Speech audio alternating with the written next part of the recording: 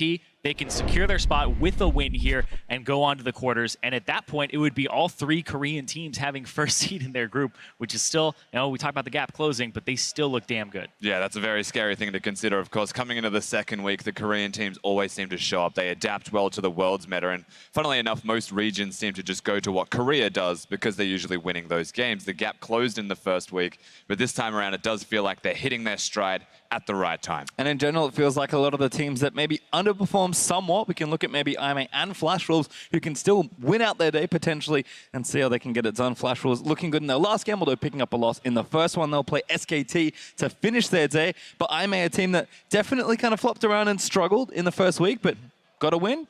Maybe a couple more, and who knows, IMA could make another miracle run. Absolutely. IMA started this as a dark horse at the start of the day, but getting that first victory means they're well and truly in contention. In fact, I really couldn't tell you who'd come in second. C9 didn't look all that great in their last couple of games, and IMA, they're a slow team. Flash Wolves let them play their style, but you've seen now how they can win when given the opportunity. Yeah, but IMA, they are no stranger to being the underdogs. Even how they got here was by being an underdog and the winning team fight for them. They were still down so much gold to get here to Worlds, and it's actually incredibly impressive.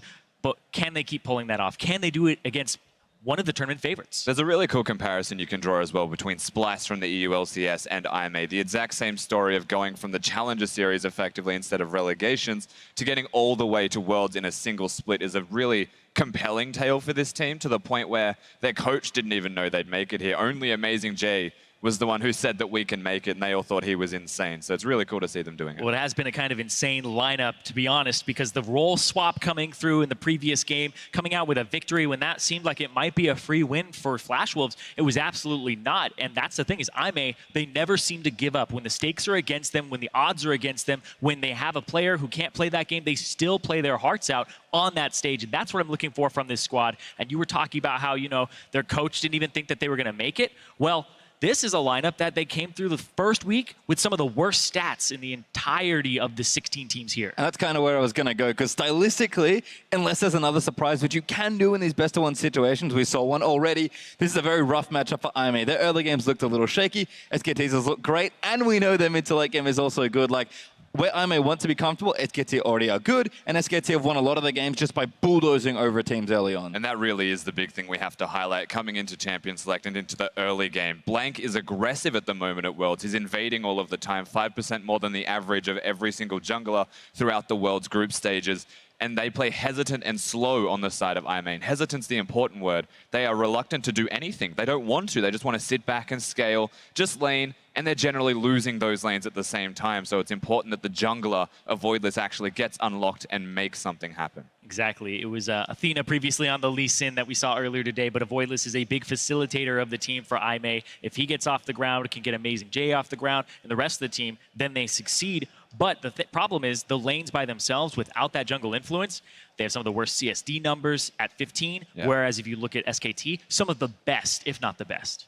Just a quick update as well. We are waiting for something to be fixed on stage, so it shouldn't take too much longer for into Champion Select. And Draft is probably a decent spot to go, because we've seen time and time again in the group stage format, drafting in a best-of-1 is very difficult. You need to be precise. You need to be very, very particular about what you're banning, because you have to take in consideration not only comfort picks and signature picks, but tournament meta as well. And if you get it wrong, things go really wrong very quickly, and that's your best-of-1 done. And here's the thing as well, is you have to be very cautious, because you see SKT pulling out strategies like Zyra. It's like, we haven't seen that before. Samsung Galaxy, they pulled out Zyra. Is that something that's between the Korean teams and nobody else saw that? Do they know how to play against that? Do they have to ban it out themselves? Because you don't get days in between seeing that Zyra picked up. They brought it out in week 2, and you have to play them an hour later. How are you going to deal with it is something that has to be on the coach's mind. Yeah, and usually you default to just the ban phase in that particular instance where you just don't know how to deal with it because you've only had the hour. You have to get rid of it. And that actually opens up a lot of pick and ban strategies for SKT, because it's simply just a target ban from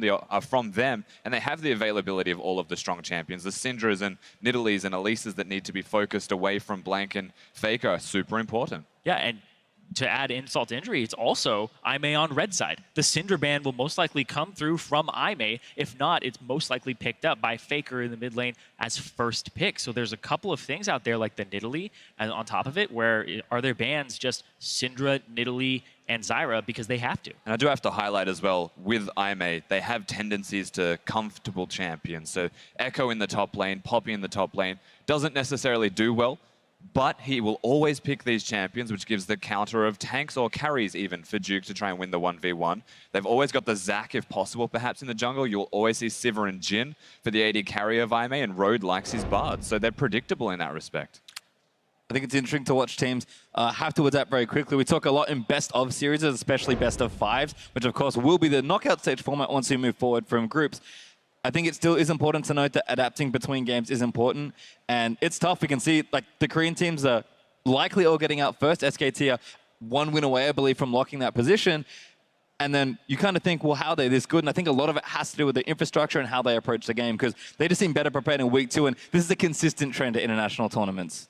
I mean, this is a very deep topic to actually jump into, especially when Champions Select started. But the thing is they respect the authority. They also make sure that they're all on the same page. And SKT, they have had their troubles. You know, it hasn't been an immaculate season for them. They even struggled to get here and did off of points because they made it so far in spring. It's been rough for them. Blank has had a lot of issues, but the team has actually believed in him. A lot of people have been like, hey, where's Bengi? Even at MSI, Blank underperforming. Hey, where's Bengi? They believe in this guy. They set him up for success. He played the Lee Sin earlier, and he had a monster game. It's because the team believes that he's put in so much practice time, and he has the mechanics that it's just a bad game. Well, see if he does it again here. SKT Aimee out in the Champ Selects for our 4th game of the day. Alistar and Aurelion Sol banned away from SK Telecom.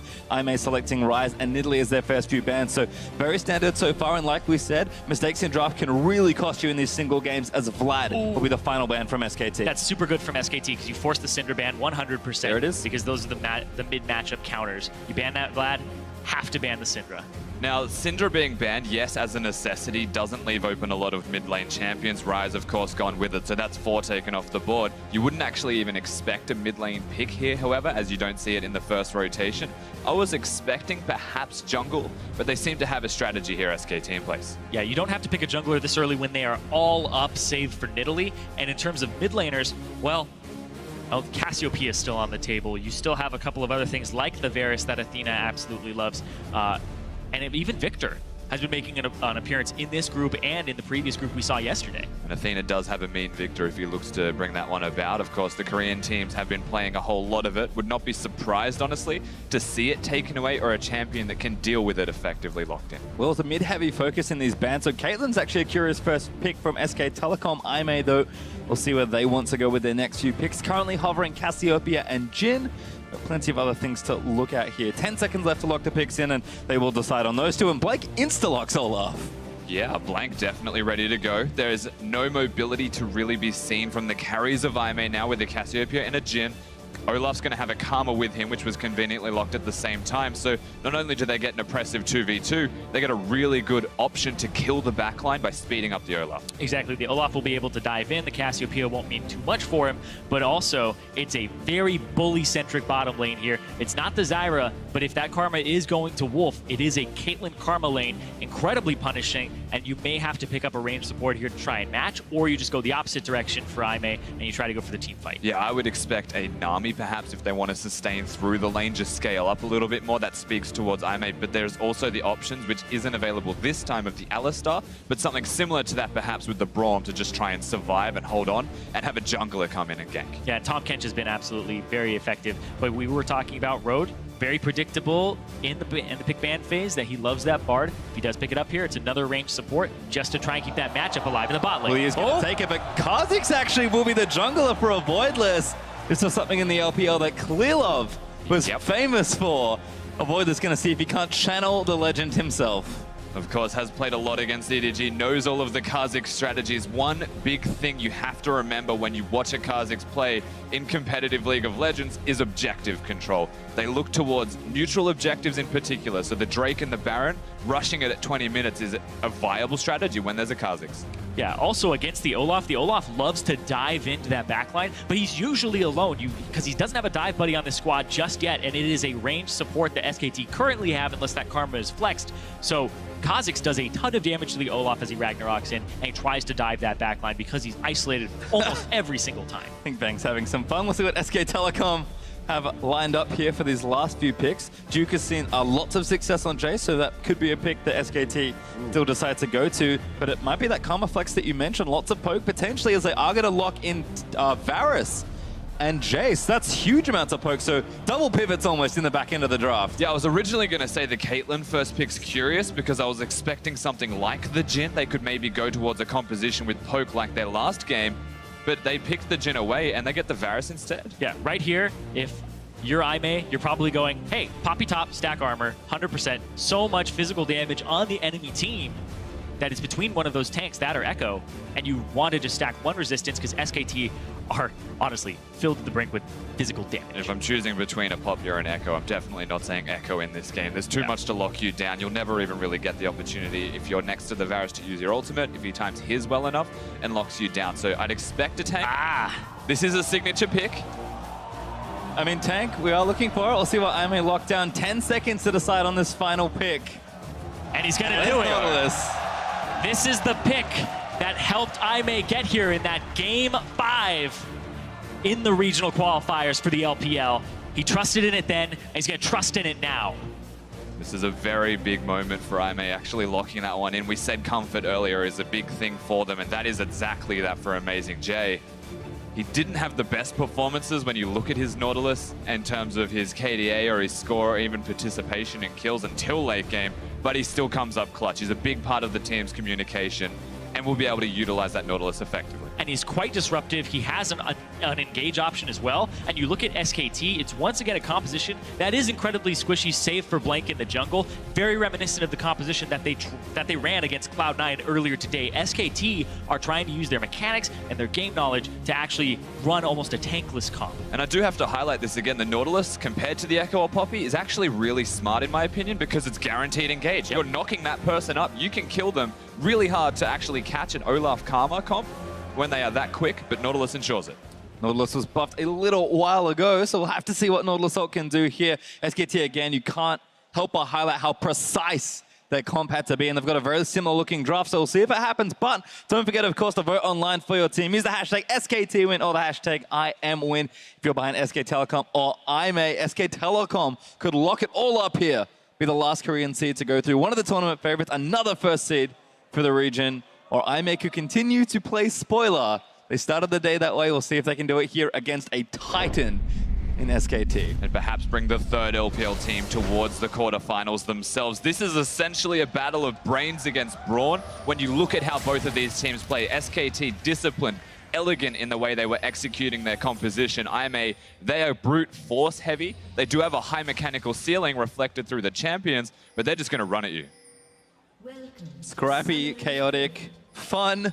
These are all words people have described Aimee as. And Aimee, you know, they have fun when they play the game, and they are actually willing to take those risks. And I think that's been something that underdog teams at Worlds have absolutely done, is go to what is comfortable with them, even if it doesn't seem to be the meta. The Nautilus, the Kha'Zix here for a Voidless, it's just like picking a brand for Licrit, right? Stay with comfort. There's been success with it. Other teams don't always know how to deal with it because it's a little bit out of the ordinary, but I want to see how this works out, especially for a Voidless in that jungle, because his clear is going to be a little rough. I was just looking, where would Kha'Zix gank, do you think, right? It's going to be pretty easy against a carry top laner with a Nautilus that can lock him down. One of the other cool things, though, that I'd like to highlight is Cassiopeia, because you can ground them with the W. There's no way to flash away from a Kha'Zix if he gets a flank or gets into the middle lane. Of course, many avenues of attack, many choke points to hit from, and you can actually burst out Faker before he can flash away. I think that almost every lane, save for the bottom, is a great place to go for Aimee. A Voidless just needs to stay okay in the jungle because the Olaf has some very different routes. He can start on his blue, he can go for an invade, he can actually try to pick you off, and that's what Aimee are actually planning for, and that's why they're starting on their red buff here. And we'll see what SKT can do, because this team has been two strong solo laners, a defensive bottom lane that are very good in mid to late game, particularly when team fighting, and a jungle that's been a little hot and cold. Blank has been rather hot, especially this week, or today, I suppose. Definitely looking better than last week, but many questions here. We'll see if he answers a few more, but this lane is impressive, and we're starting to see so much more Caitlyn. Mid laners are getting banned everywhere. Nobody wants to play against these top tier mid laners, and Caitlyn's starting to seep through in the bottom lane, and even Jing with his long range is struggling to contend. Yeah, she's even seeing a lot of bans because of the fact that 615 dropped, and lane phase is pretty much what the game is all about. Getting that pressure and having a winning/shoving lane early is so hard to get. outside of Caitlyn. You really want that pick for yourself, and it's very highly valued because of it. Yeah, now it is an oppressive lane. They will have level advantages, so completely stuck under the turret. IMA trying to bounce it back perhaps after this one to get a reset, so they might have a chance of fighting. But they are still comfortable champions for the comfortable players that are just doing their best to scale. And right here you can see Blank goes for the invade, wards over. Oh, absolutely avoided there, but then you see Voidless catches him out. Blank There's a caught. collapse. Has to actually burn the ghost. Oh, Great nice juke dodge. out of the cube, but the Oh, Johnny's gosh. getting juked out as well. Blank outplays everything, takes damage on the back from Jin, but easy as you like from Olaf with only Ghost. There's been a lot of criticism towards Blank coming into the tournament and even week 1, but week 2 seems to be his week so far. No one has ever criticized his mechanics though, really. He's always had that ceiling as a player, and I like that he is starting to show it off a bit. A happy feat there, of course. The first time he jukes it, fair enough. The second time, like, are they going to aim for it? But there was no third, of course. But it was still an early collapse from IMA, of course, in their own jungle. So rightly so, they get there early, but still very well executed from Blank. And the rest of SKT's bottom lane do get there. Yeah, and the big question is what ends up getting traded there, because it's a summoner spell for Jin Zhao's CS deficit, because he had to go help. Caitlyn continued to push and push some into the turret. So you can see Bang already ahead, 15 minions. Probably not getting any better, unfortunately, as Wolf continues to throw poke into the back line. Nice stun from Road. Going to follow up there with a bit of extra, but Bang happy to use the cube. Minion advantage heavily in favor of SKT's pushing lane. Blank's going to go ahead and take that left side Scuttle Crab away, and Voidless, who's trying to take some back and challenge Olaf in the jungle, has just fallen a bit behind from that early invade despite no counter jungling. And Voidless trying to get aggressive could cost him here. He's going to fall back into his own jungle, try and farm it out now. This does still feel like SKT are playing their style of League of Legends. They're not being forced into any awkward positions. Bots pushing. Top lane is still doing well in the carry versus tank lane. Faker's doing his part. He's just going to scale up, maybe get the tier build, and then just continue to fire arrows out from long range. And Blank is invading and keeping a Voidless away from upsetting all of this natural progression of SKT's lanes. You can see top lane teleports were burnt there as well. Double Dorans for both of them, actually. Rings there for Amazing J, and Blades for Duke. It was an extra longsword versus cloth armor. Athena going to damage onto Faker, but Varus can play awfully safe in any lane. If Cassio gets a nuke, could be troublesome, and no cleanse for Faker could prove to be problematic as well once Cassio has the ulti. Yeah, the cleanse will hurt, but Nautilus knock-up something you can't cleanse. True. Bard ultimate also something you can't cleanse. I understand that he's gone for the Ghost to try and outplay a lot of the spells, and very mechanically gifted if you didn't know Faker. Could Pretty good. probably dodge skill shots better with Ghost. I mean, if Blank can, surely Faker can. Speaking of dodging skill shots in the bottom lane, though, it's just been an absolute punish from Bang and Wolf with this lane. Athena early cleanse there. Flash as well. That's all the summoners gone from Cassio. Nice bit of pressure there from Blank. Faker almost out of mana. Does want to go back, so we'll be able to shove this back out here thanks to Blank sticking around the mid lane and being annoying. Wolf's going to try and check something out as well. We'll be blocked by Road, but Voidless is just constantly back in his side of the jungle, worrying if anyone else is coming to visit as well. Yeah, very slow stuff now, though, from SKT. They haven't continued too much pressure. They're waiting for a gank, and they want Athena here. Going in for it again. Faker a little low, forced to flash out. Blank's actually collapsing, but Rhodes here with Wolf and a Voidless in the back, but Athena's a little too low. Damage not quite there, but it is enough from Blank as Olaf will collect first blood. Yeah, they knew that Athena had blown both his cleanse and his flash, and what it looked like in the previous gank was that he thought he had Ghost. Because he popped it, there was no CC on him previously, and so he had to flash immediately afterwards, and that cost him because now he doesn't have those spells to chase down Faker. That's right, completely out of mana, and Road tries his best to get in, but a Voidless also too slow. One step ahead every single time. Blank at the moment. This is a reinvigorated jungler. Nice play there from Faker as well, being very dangerous, but knew he had backup. I may do the right thing and get there, but they get there late, which will cost them the first blood onto a jungler that's starting to really snowball a bit here. Cooldown Boot's already done for Blank. Road is busy collecting mid lane CS, and level 6s have been hit a little earlier from SKT as a Voidless. Going to clean out what he can, takes a pink ward out of his own jungle. Yeah, level 6 very important for the Kha'Zix, so as soon as a Voidless hits that, his gank options will just open very widely. Right now, it's a little bit riskier to do so. He's not quite a level 6 jungler, but you can definitely treat him like one. Duke here is going to slap some CS down. He has got an advantage in this lane, which I think is expected. Jace, a very good laner, and Duke has been consistently strong 1v1 on most champions, so Jace certainly been something he's shown up with on the world stage. Faker with a tier now after that back, and a longsword and some boots, plus that pink will collect his blue buff. And Athena's full up now as well, going to be charging his tier on the other side, but with no summoners he has to play back, especially now that Faker has ultimate in. Faker with blue is just going to make this very tricky. Yeah, of course, both mid laners could have blue, but Faker would have an advantage in that situation, having a longer range, needing the cooldown reduction, mana regeneration. They're both tier stackers, but the Varus, I would say, gets an immediate advantage just by having the blue, because he does outrange, and it's a soft counter map. When trading, no, Road actually went pretty deep to try and get a ward into the Tribush and did make it out with the magical journey. CS looking great for Bang though. 70 to 46 in that bottom lane, 61 to 50 in the top lane, and Faker not quite out in front in the mid lane, but very safe and could maybe bully if additional pressure is coming in. We talked about this 2v2 being rough. There's been almost no pressure here apart from maybe jungle invades, which certainly does help out, and Bang is taking over BF Sword Dagger versus just a serrated Dirk and that Doran's. The scary thing to me as well, we know Road doesn't like to stay in lane. He always wants to disappear. He basically is barred as a player. So it's not a surprise that he's gone, but this is also an impressive bottom lane 2v2 as Blank. That's keen. Yep, got the ghost. That's how you go. Wolf gets Thunderlords up though, Road doing decent damage. There's other side swinging to try and get that vision down. Make sure SKT can't get in for free. And Athena now is going to get that blue buff, but that'll give Faker a bit of pushing time on that mid lane. So should just continue to see it farmed out now. Voidless actually got it.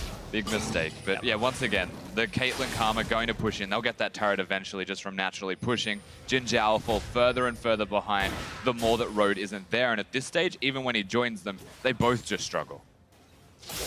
Well, you can see Athena actually with Blank here. Good cleanse this time, gets off the ultimate, but Blank going to slow him down. There's the arrow in. Athena knows he has to go all in, but he can't really do much. Dodges the first stack, but Faker jukes out of that ulti, and Blank gets himself another kill. Faker ducks back again, had the poke down, and Athena, no flash just yet either. Cleanse had just come back up. But quite simply just using range to an advantage. Watch the way that Faker always positions himself just outside of the Q firstly, and then the ultimate, just constantly standing back. Knows the Blank will do enough work, and he can't be stunned, so Cassiopeia will not ult him. Infernal Drake doing damage to Blank as we pop back into live. SKT are trying to take this down, but avoid this actually pretty close in the area. Faker going to get jumped on. Blank actually the target. Not going to go down. The Dragon's going to get the kill. So a trade happens. But this time, Faker's got a kill. Yeah, no isolation damage there from a Voidless. He evolved the Q first, but because of the fact that Faker was right next to him, enough damage to return it. So good sense there from SKT to pull off of the Infernal Drake. I mean, the Drake was the real MVP there, though. Yeah. Huge amount of damage as Amazing J and Duke actually trading back. Duke out of mana, so probably time to go back home. We'll see if he wants to teleport up to the top lane. But you can see Nautilus can get trades in here and there, but Amazing J's still a little behind. I thought for sure he was going to go for something crazy, but not just yet. Duke's going to get that recall cancelled. The Amazing J will play up as we'll watch this one again. Yeah, so I think Faker even being next to him stops any isolation damage when Blank comes back. So what could have been an instant kill was very close. And Infernal Drake says, no, you can have it. Picks up another. So yeah, they get the return kill, the counter kill there. But it's just a problem that Faker with the tier is now 1-0 and 2 and already doing well. And top lane. Duke actually already getting blown up here. Avoid this with the damage as Amazing J gets on Blank. Gonna chase him down in Ragnarok as Amazing J flashes into the brush, but Blank on a rampage going crazy. Gonna find a Voidless, but Blank in time for all that! Oh, Voidless does get the kill in the end. Even with the W missing from a Voidless, such a clutch play to actually get out even alive. Really close, could have gone either way. Just got the extra auto attack off. Surprising, given Olaf's attack speed. Oh, Jin Zhao, bad news. Bears has to flush out of Ace in the whole range. He doesn't have enough mana to actually use the ultimate, sitting at 24. This here, though, complete bait from Amazing J. Duke, though, swaps to Hammer stance and had Blank coming in. They pick up Duke rather quickly, but because of Blank already being at like 2 kills before this, now he's at 3. Just so much damage. W dodged, but he's taking some minion aggro. And see the difference just here, enough, barely. because Olaf has no health, he should have stood still and just autoed. Yeah. Like the attack speed bonus that he'd have from being that low would probably have been enough. Well, it wasn't in the end. Avoidless does get away with a trade in top lane, but SK Telecom up almost 2,000 gold, and that bottom lane, we keep ducking back in there. It's just going from bad to worse. Bang is so far ahead on CS, up pretty much 30, and that tower's almost going down naturally as well. Road's going to find him. Bang's going to start shooting him once it wears off. Avoidless going to try and turn it around, but Bang, he knows much better than that. Yeah, it'd be very silly to try and take the fight if you don't know where anybody is. Of course, the Voidless walking through the river doesn't actually get spotted. I believe that's just the Scuttle Crab that you can walk around. No, that's a word for it. They saw him.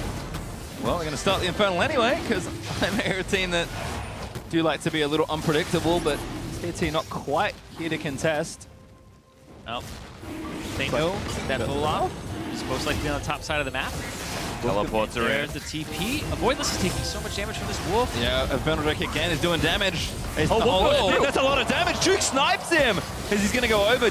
Wolf does get stunned as he goes through the portal, but Blank cleans up the Infernal on the other end. SK Telecom, no more kills to speak of, but Avoiders are way too squishy there. Yeah, it feels like a massive miscommunication from Aime as well. Amazing J just stays top. He wants to get damage onto the turret. Committing to the Infernal Drake is a massive risk. Yes, you have a Kha'Zix composition that can destroy neutral objectives, but there's just no way for you to fight this when they have a ward on it, and you saw them ward it, yet they stay around to commit. Yep, Road right here. Avoidless doesn't take the magical journey as well. He does get smacked here, though. Gets hit by the ultimate and hit by the shock There's an blast. axe coming too, just in case. Ugh, just in case, yeah. Doesn't take the magical journey, and that's kind of his undoing there. He had leap as well. On Faker. But didn't want to risk it. Amazing J looking for someone. Faker with flash does Yes, commit it. Amazing J, no vision. Can't finish the ulti as Bang nets his way out of the cone of Curtain Call.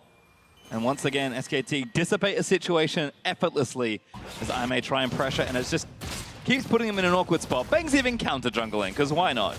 I mean, if they knew he was there, there's a chance they take out Bang. He doesn't have any mana, but will now. It's very aggressive. Oh, gank onto Duke. Not bad there with the ulti from Nautilus. Amazing J follows in. Good stun from Royd. Avoidless piles in as well. Duke heading it out. The hook does not land. And Avoidless almost goes down to the turret. But a kill for Aime nonetheless. Duke does so much damage right now. Almost took out Avoidless underneath the turret, and then the extra tower shot comes through. That point, oh, you're clenching if you're Avoidless, but they're going to give up this mid turret. Exactly. There's still such an easy trade for SKT. They commit top lane. They're not going to get any damage on it. There isn't enough minions to commit towards the objective. SKT, they can just take the objective down, grow the lead a little bit more, and it's just very calm and measured play from them. Reacting this time, though, to Aime. Yeah, and you can see they gave solo turret gold to Faker, so now both Faker and Bang are 1,600 gold up over their lane opponent. Yeah, I believe Bang collected that bottom out of first as well. So 2 turrets already for SK Telecom. That bottom one, again, naturally being taken really by the pressure. Bang and Wolf were able to put out 2v2. Bang is still up 30 CS, just went back to finish that Infinity Edge. We have a Ghost Blade for Faker, a Black Cleaver for Duke that almost got him a trade in that 3v1 turret dive in top lane. SK Telecom, gold lead sitting at almost 4,000 gold, which is pretty good at 15 minutes, but the item advantage they have right now is just insane, and this is a team that will snowball out of control. Bang already starting to rotate top lane. Yeah, it's a great rotation here as well. You bring your AD carry from the bottom lane, your mid lane already got taken. Take that last outer turret and start taking control of the jungle, and SKT are just going step by step through this game. But it really is that clinical, right? The item spike that you mentioned, Pastry, and then they just go to the opposite side of the map, take the turrets down. If they want to stop this from happening, Aime, they need to use their high mechanical ceiling champions, make big plays, and try and outplay SKT, because the items they have is just far too dangerous. And another note as well that I want to talk about on those items is Duke in the top lane, the Black Cleaver. Some people were talking about how Black Cleaver first on Jace is a little strange compared to a Youmuu's. Well, he's up against a tank, so Black Cleaver is just way more gold efficient for him. And the fact that his team is all physical damage, he's got to buy it sometime. So the fact that he starts building it early is good, because just in case SKT get behind, then you're not completely out of the game, and the Nautilus hasn't just armor stacked and gotten out of control. So it's insurance, but it's also a really good item to buy if your team is physical damage. Continue pressure here actually with SKT in the jungle. Blank a little too far forward. Gonna pop the ultimate, but ulti not even gonna cancel through Ragnarok as Royd might go down to the Karma. Heal on the other end there. It's Amazing J goes through the portal as well, but Blank not done yet. Avoidless chunked out by Faker's arrows. And it's just getting so unsafe. Ulti's gonna hit, Bang takes the top outer, and SK Telecom is set up a very brutal siege. Yeah, Watch out for Duke. so that one misses. This siege composition, however, does have a wave of minions. This is the top lane inner turret at 16 minutes that they are looking towards. The only unfortunate thing now is that Faker doesn't have his ultimate available, or they could threaten further. And we talk about how poke compositions, when they reach that mid game, they start to lose a little bit of steam, or that late game, it's like, oh, there's so many stats and resistances on the enemy team. Well, SKT, they're trying to keep the tempo up so high right now that you can't catch up to them, and it is just an incredibly oppressive composition to play against, and you feel like you can't do much against it, because if you hard engage, you're at a stat deficit, and they're just trying to make that even worse here by trying to pick up a Rift Herald. Amazing J walks around the corner, but Wolf gets banged as well with the ultimate. Jhin ultimate's going to open in as the Voidless takes out Blank. Wolf forced to flash away, but can they snipe it out? Last bullet's going to miss. And that one hits the blue buff, so SK Telecom only one as Blank goes down. That was the weirdest interaction I think I've ever seen, but he did connect it, got a 3-person knock-up as well afterwards. An Amazing J and his signature champion kicks off the fight the right way to unlock all of the isolated damage that can follow. That was the weirdest thing I've seen from a Nautilus. Actually, no, it's not. I've seen a lot of weird things. He's had some visual bugs before, but that was Thresh levels of facing one direction and throwing the hook the other and faking it. And I don't believe Nautilus is actually coded to have it that way, so unsure of how it looked to the other guys, but he was definitely taking everybody off guard there. Let's watch it again then. Yeah. Because SKT get a little greedy on the Rift Herald here. Amazing J's like, I'm going backwards. No, I'm not. Pump fakes. Actually gets them all, and Avoidless, of course, isolating one target there because of the knockups. Means that he wasn't able to walk away, and they get the kill. Scott Crab being taken down in this right side river as well as Mountain Drake will be up in 20 seconds. Bang getting stronger as he has added a Zeal to his inventory, and gold lead closed a little bit there from Aime's kill, but SKT still well up as they are looking to continue their clinical snowballing of this game. They'll look at that Mountain Drake. It'll be great for the siege comp they built for themselves, and we'll see if Aime can challenge for it. They should have most of their abilities all ready to go, and they're on the area trying to contest. Yeah, getting there first is always going to be important, so being in the river means they can at least establish a start. And they just need to try and find where SKT are. I don't think that Aime will be confident enough to actually kick off the Drake by any means. SKT well and truly in the driver's seat. It's on them to do it, but the onus is on Aime to prevent it if they put enough value onto the Mountain Drake, which is important. They're in an interesting situation as well, because Duke is shoving that top wave as Jace. And now he's going to back and actually maybe just walk to that Drake as they start it, so that he may not have to use his teleport to actually match, and Amazing J would have to TP into the fight if he wants it. It's a good time to remind everyone how open the map is for SK Telecom. It's 3 turrets to nothing, with the top tier 2 also taking some damage. So Aime just don't really have a whole lot of wiggle room to work with here. And SK Telecom pretty cleanly take out that Mountain Drake again. Good vision, good map control, and an ace in the hole to boot. Yeah, you're talking about how the map is so wide open for SK Telecom. It's so easy to shove things to the tier 2 turret, and then that's 15 seconds that I may have to deal with minions before they can actually group up and come over to where you are. So they use that, they push in the top wave, they push in the bottom wave, and they actually can just get wave control all throughout. Now they're invading the jungle. I mean, they've just repeat occurrences now going into the jungle. Blank goes first. He can never get one hit by the Kha'Zix. They push the Kha'Zix out. Doesn't get the red. Yeah, looks like Blank did smite it away, so keeps it out of the Caitlyn's hands, I guess. But Faker's having a fun old time here in mid lane, just shooting arrows into poor Athena. I mean, Athena's used to doing this to Faker, but not this time. Bardolt on 2. finds 2. Great chain of corruption from Faker. Might disengage, but Wolf is going to get knocked up. Bang eats it as well. Athena, he's in the back as Wolf goes down, but Bank's the target. Faker takes out Robo, the snipes down, and they get a couple. Aime, 2 for 1 so far, but they do have to be careful. Faker looking to line it up and barely misses a Voidless. Duke gets a poke into the other side as Amazing J's trying to soak for his team. Oh, Big fight as Faker gets caught. He's going to go down. They managed to take him as Jin Zhao gets another. Aime up 3-1. It's so cooldown reliant for Aime. They need the first engage to work. They do get kills, and that's incredibly well done from them. And they juke everything when running back. That's the danger of SKT's composition. They can poke you with the Varus, with the Jace, and hit you constantly with the Caitlyn. But this engage was great. It unlocks the Cassiopeia. She just hails the Twin Fang. Oh, this is absolutely disgusting. Ultimate comes out. Athena, he doesn't even cleanse this right here. Amazing J, 2 seconds done on everybody. Grounded comes down there. Bang, can't flash off of it in that moment. He has to get out of the grounded first, but he's rooted on top of it because of Amazing J. And then the re-engage here, Faker gets pulled and rooted from the corner from Amazing J on this Nautilus. The kind of thing you'd never really expect. Right on the grounded too. He can't flash away in that small second. Such a thin area of wall that you don't expect to be able to be hooked behind it, but definitely can. Nautilus things. Nice little abusive terrain there from Amazing Joe, who is showing up on a pick he is famous for. Aime again keeping the gold a little more balanced now, only 4,000 gold down, still struggling versus the poke composition. And we have talked about how good poke is when you're ahead. When you get caught though, poke tends to be bad no matter what. Because if you can't poke them from afar, your comp's really not doing what it's supposed to. Exactly, and then if Amazing J can just stand in front of Shock Blasts, pop his W, he has enough resistances to actually just keep doing that. And you can see right now, it looks like he's working towards a Frozen Heart. So that's going to be really bad for SK Telecom as that continues if Amazing J gets to those breakpoints.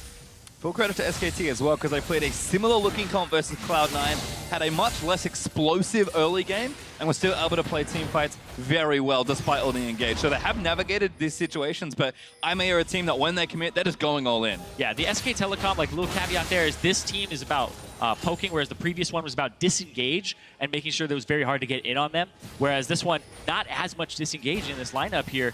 Whereas IMA, they actually have a bit of counter engage and hard engage themselves. They have a mix of both. They like to kite backwards, but they also can go forward and dive you. Again, this is why we call it effectively the Brains versus Brawn matchup. When you look at both of these teams and the drafts behind it, SKT, they don't want to actually go all in on you unless you are low enough that they will get the objective or they'll actually just get free kills for it. IMA just want to go. If they find an opportunity to hit a Nautilus hook on a target that is really important, if it's the Varus or the Caitlyn, even Duke at this stage is worth getting, then they will follow that up with everything. Yeah, and everything right now is a 4-2-1 Kha'Zix because of Voidless. That is so much damage out of a Kha'Zix so early against squishies, and almost every AD carry knows the nightmare of a fed Kha'Zix that starts getting off the ground and hitting those breakpoints. Got good follow-up there. So you just saw how many different ults they could combo in between Cassio, Nautilus, Jin's utility, and Pards.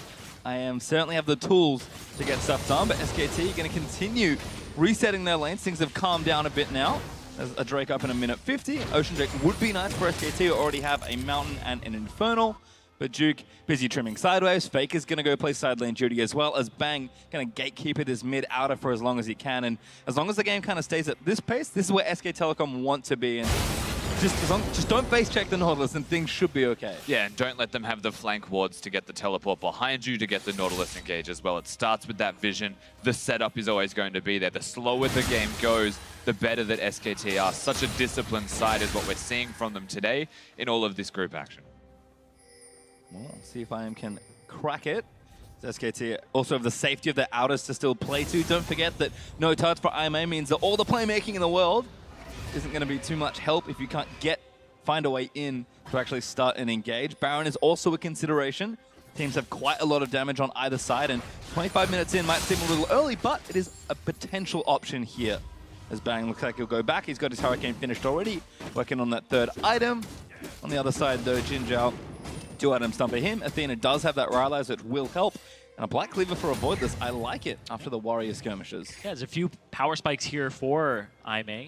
And this next Ocean Drake, SKT have to play this fight very well, because if they don't, it could be the game snowballing and rubber banding back against them. That's the interesting thing. It's a Nautilus that can kill you when you're at the objective. It's really easy for a Cassiopeia to line up an ultimate if you're fighting within the Drake area. I think what SKT actually want to do is put vision further forward. You can see where they're placing it now, establishing areas that I may have to walk through to get to the Drake and the river so that they can poke out the carries and prevent them from even saying that we can fight. But then the other thing is the poke.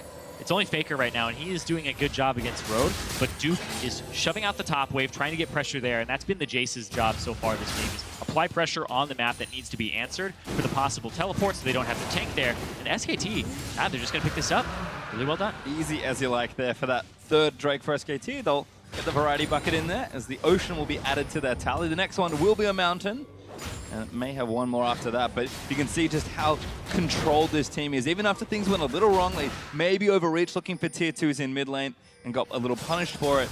SKT still know, find the objectives, poke out Athena, and continue as normal. Yeah, so they're trying to actually engage on him there with Faker's ultimate. Kha'Zix just revealed himself farming on the bottom side of the map, even used his jump to get down there. So definitely a vulnerable target was what was left in the middle lane for IMA. Thankfully for them, they don't actually get the Chains of Corruption hitting. They can see another day. Not a whole lot going on as far as hard engage, either for SKT. They've kind of just got Faker's ulti and a whole lot of poke. So Duke going to continue pushing in. Again, SK Telecom will happy to play in 3 lanes for as long as possible. They kind of have 380 carries, so the more farm they can get, the better they're going to feel. And They've got good control around the Baron area as well. Yeah, all of their pink ward visions actually moved up besides the one at their red buff towards the Baron. They'll probably reset one more time with those next recalls. They even have 2 pinks now to place. This is complete control of the area where they pressure Aimee to have to walk into things. Right now, again, it's just controlled from SKT, and Aimee have kind of let SKT dictate to them. They've only found plays when they've been able to be reactive, which is not really where they want to be. They kind of have to weather the goal difference for a little longer. But SKT, again, just such a disciplined side. Yeah, I feel like Aimee are completely fine with slowing the pace of the game down. We have known them to be a very reckless team, but it seems like they're being a little bit more calculated here, and that they're actually saying, all right, we scale. Don't worry. All we have to do is stack armor, let Amazing J get to 3 armor items. It's going to be almost impossible to kill. And then go from there. Looking like it as well. Randuin's and the Sunfire are also done, so holding his own, or more than holding his own even, against Duke, despite their more Malmortius, Black Cleaver, and the Last Whisper, which is all of the armor pen he could ever want. But forcing a Last Whisper out of the Jace as well so that he can still do damage, perhaps be a split pushing threat or have relevance in these team fights means that he doesn't have as much raw AD. At the very least, won't be doing as much damage to structures. It's also not going to be enough to really dissuade Amazing J from being able to split push. He has so much health and armor. Ace in the hole burnt there in mid lane, trying to poke out Athena, but not doing too much damage just yet is Bang. His autos look good. He's got rapid fire cannon now finished, but it feels like forever that SK Telecom have even hit a turret in the tier 2 section, and I'm happy to again hide it out because this is what happens. Faker forced to flash out of the Bard ult, and a hook barely misses onto Blank. This is really good for Aimee because SKT now, they have to worry because Faker's summoner spells, both of them are down. He blew both Ghost and Flash. So, next Bard ultimate that comes around, if you can nail Faker with it, that's your engage right there. Whereas SKT, oh, they've been going back and forth between Baron and mid lane, trying to get control and trying to have this poke land. It's landed a little bit on the road in Athena, but Aimee have actually stood strong. And here's the point where Athena's been poked out, and Jin Zhao, he's backing right now. And again, a fundamental thing I do have to bring up, don't stand in between the turret and the wall. Yeah. You're a Cassiopeia, you're going to take a lot of damage. They have a lot of line-based damage as well. If you put yourself in a small area, you're probably going to get hit by it. We saw Amazing J actually was able to use terrain to his advantage, so fun tip for everyone back home. Athena, though, able to get back safely. Once again, Aimee push SK Telecom off of their mid-tier 2, but SKT this time, despite Faker's lack of summoners, do not get punished for it. So still up in the lead here, but this gold lead has been fairly static. About 5,000 up for SKT, but it feels like it's held for at least 10, maybe 15 minutes. I am also going to clear out vision around the Baron, which means SKT, who do want the next mountain, although it's not up for a few more minutes, have to kind of run back there and worry about that major objective. And it does feel like 30 minutes into the game, SKT have slowed things down maybe a bit too much, and Aimee could find an opening. Yeah, that's the big thing here. You see Amazing J back, picks himself up a Chain Vest, maybe Thornmail in the works for him coming up, which would be a big buy against this team because a lot of them want to auto-attack you, especially that Caitlyn, who's almost purely auto-attack based in the mid-game. I mean, even the Varus going for the Bloodthirster wants to intertwine his auto attacks, naturally having the upgraded item as well, Manamune. You can usually tell if the Varus is going to go for more poke-based or if he's going to get those autos weaving in or woven in because the difference between Death's Dance and the Bloodthirster. And again, important to reiterate, Aimee still don't have a turret on the map. They're also down 3 Drakes, which is a lot, but they've stalled this game out very effectively, and it's hard to say if it's SK Telecom happy to play at that pace or Aimee just making them a little scared. And that's really good by Aimee because you have to seed objectives to this type of composition early on. If you fight them too much early, the game can snowball out of control. It got to a 5,000 gold lead for SKT, but it hasn't gotten any larger in the past, I want to say 10 minutes at this point. Well, Because Aimee are playing slow. Poke battle continues, but Aimee, they do like to play slow. It's tough to contend with the late game of a team like SKT, but if we get there, and at this pace it does feel like we will, Aimee again just playing around, making sure they sweep out the major objective vision. Duke's still in the side lanes, having the time of his life, farming up a Storm. Amazing J still behind 30 CS, but has got a decent amount of gold. Jin Zhao also looking for that 3rd item, so carries are a little behind on the side of IM, but they'll get there eventually, and with the way this is going, we might just have one big fight around an objective that could decide the game. And for SK Telecom, I'm not sure that's what they want, given what happened last time. Exactly. They don't want to have to go through that. It's a little bit too risky, and if you get outplayed by one member... Good flash, and great cleanse from Athena. Gets him out there. Yep, gets hit by it. Avoidless, though, sticking around and taking a little bit more poke here. The Mountain Drake is coming up. Road is Very sneaky. Perhaps too sneaky. I don't know how you got there, but you don't really want to be there. Well, he's out, kind Well, of. he's not really. He's on the wrong side. He's out somewhere. This will be quite the magical journey. Road does get slowed. Faker not going to get him. There's another one, but the tether's still going to land. Road does have to flash now. Bartol, two. Eats some Coco. Needs to keep running. Bang. He's going to chase for him, but he doesn't have his ulti. Road, you have portal up soon. Bang's here to cut you off at the pass. Road, you need to get out again. No. Coco, Bang going to take him down at the last crit. Oh, it's a disaster. That's just unfair, really. Why'd he crit? That's not fair. He does manage to go down eventually. It's a really good opportunity for SKT, however, straight to where they have been pretty much the entirety of this mid-game, sieging mid.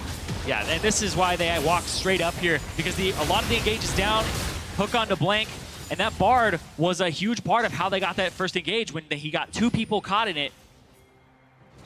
And now they get a lot of chip damage on that turret. It is so close to going down, but the Mountain Drake is also on the table, which would once again help SKT in these types of situations to not stick around as long. And again, really easy for them to work towards. They know Kha'Zix goes top lane. They set up the minion wave there earlier. They're going to go to Drake.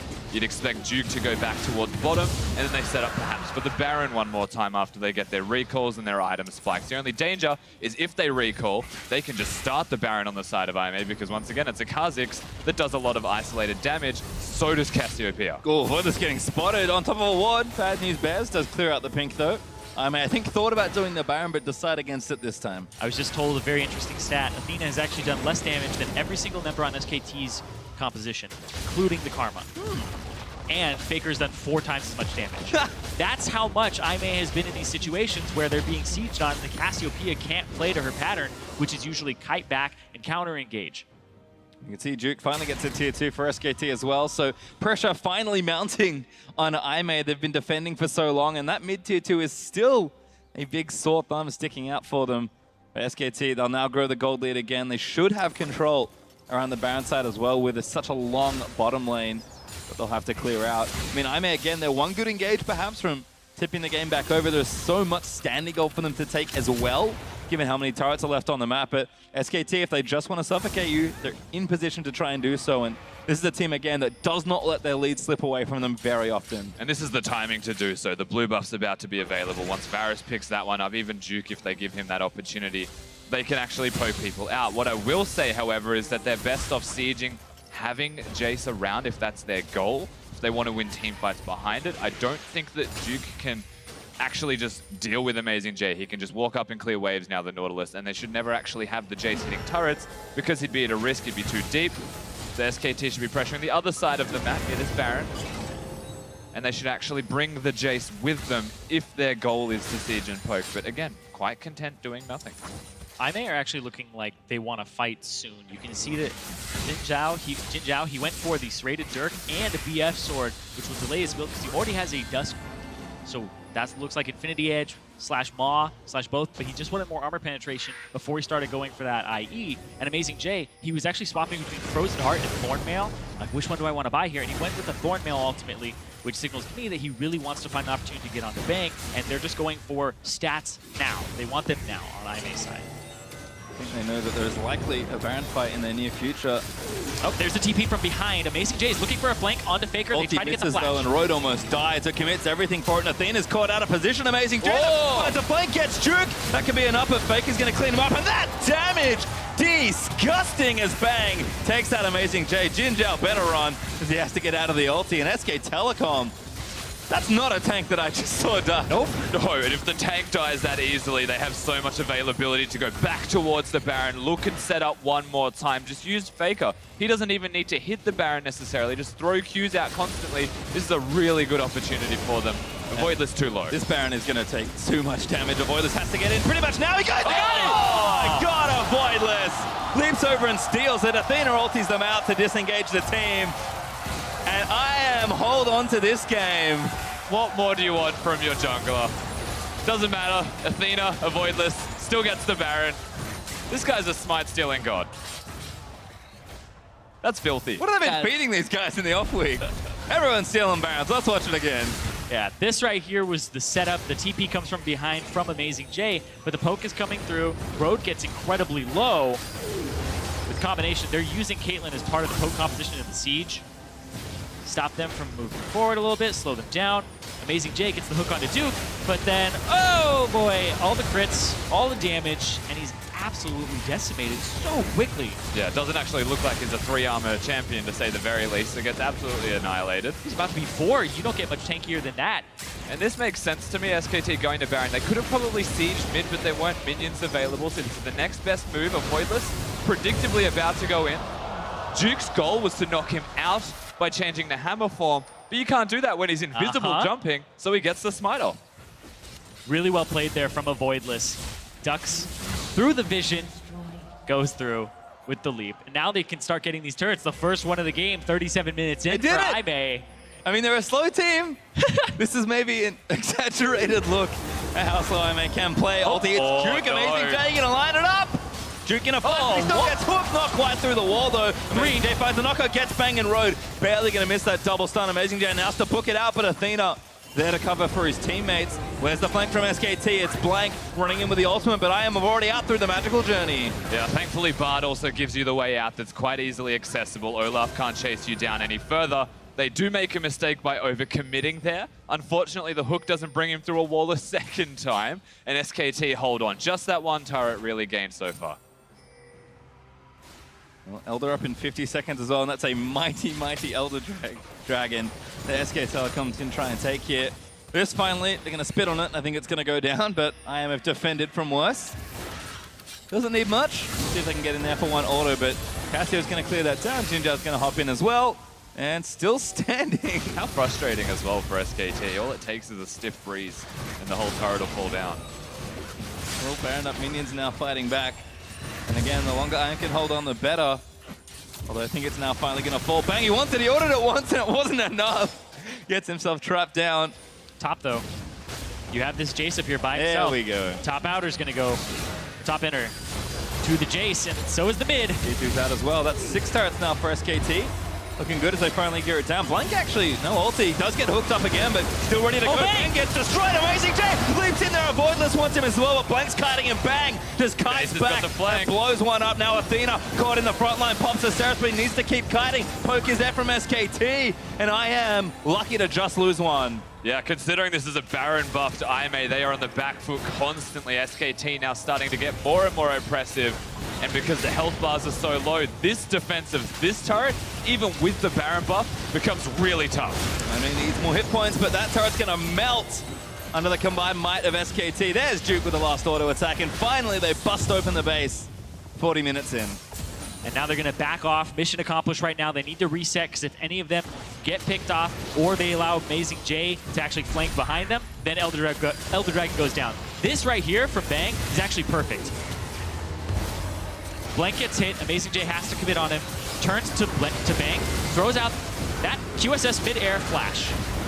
You can QSS knockup / stuns, but you have to have that flash mobility spell available, and you get immediately out of it. So Bang knows that and executes on it so that he gets out of that CC from the Nautilus. Yeah, everything committed towards killing the Caitlyn, but by not killing him, very easy to turn around once more from the side of SKT. There's a lot of carries on that side anyway. Even if Bang went down, I'd warrant that they'd still probably win. And you saw that Athena doing good damage, despite getting jumped on there by the Olaf. He's maybe a Void Stuff away from taking over that team fight, and that is the next item he has ready to go. Cassio, of course, has a bonus slot, which you cannot buy boots. But SKT now lining up for this Elder Dragon, and they're already maybe too far ahead. I am looking to force again here. But the thing is, no flash available for a lot of these carries on the side of SKT. Faker the only one with it, so if the Nautilus connects, the follow-up is going to be very dangerous. Ooh, Faker's also split. He's trapped, actually. As Iman looking to just line up a tower dive. Road, he's going to go ulti the tower. Faker knows he has to book it. Amazing J, 4 armor items strong, zones him out, and Faker just dodges forward.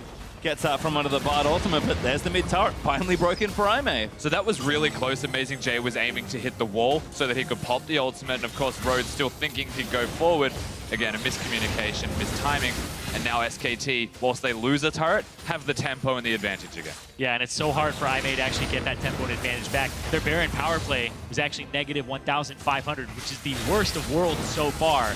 Because SKT, they were so far ahead to begin with, but it's so hard for Aimee to actually pull off plays right now. It has to be an absolutely perfect engage, or else it gets turned around with all of the damage. Probably the biggest wave that I've ever seen starting to mount in top lane, just on the minimap alone. There's a lot of red dots.